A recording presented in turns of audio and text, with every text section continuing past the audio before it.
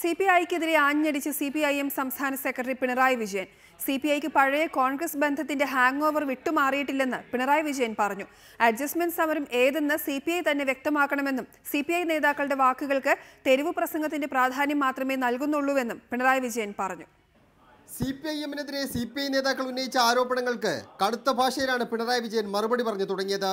1978-ൽ PKV മുഖ്യമന്ത്രിയായ ചരിത്രം ഓർമ്മിപ്പിച്ച പിണറായി CPIക്ക് പഴയ കോൺഗ്രസ് ബന്ധത്തിന്റെ ഹാങ് ഓവർ വിട്ടുമാറിയിട്ടില്ലെന്ന് തുറന്നടിച്ചു. കേരളത്തിലെ CPI എന്നത് പഴയ ഒരു കോൺഗ്രസ് ബന്ധത്തിന്റെ വല്ലാത്തൊരു ഹാങ് ഓവറിൽ നിൽക്കുന്ന ഒരു പാർട്ടിയാണ്. അത് മനസ്സിലാക്കാതിരിക്കേണ്ട നമ്മൾ. LDFന്റെ സമരങ്ങളെല്ലാം പിൻവലിച്ചത് കൂടിയാലോചിച്ച ശേഷമാണെന്ന് പറഞ്ഞ പിണറായി അഡ്ജസ്റ്റ്മെന്റ് സമരം ഏതാണെന്ന് CPI തന്നെ വ്യക്തമാക്കണമെന്ന് പറഞ്ഞു. CPIയുടെ നേതാക്കന്മാർ ആരെങ്കിലുമായി അഡ്ജസ്റ്റ്മെന്റിന് പോയിട്ടുണ്ടോ എന്നുള്ളത് അവർ വ്യക്തമാക്കിയാലേ പറയാൻ പറ്റൂ. എനിക്കിതേവരെ അങ്ങനെ ഒരു സംശയം ഉണ്ടായിട്ടില്ല.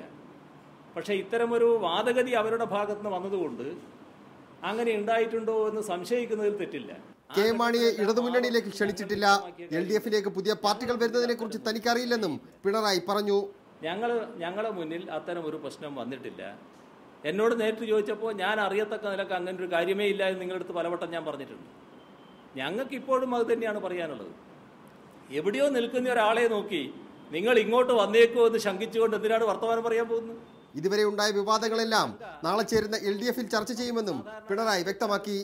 റിപ്പോർട്ടർ, തിരുവനന്തപുരം.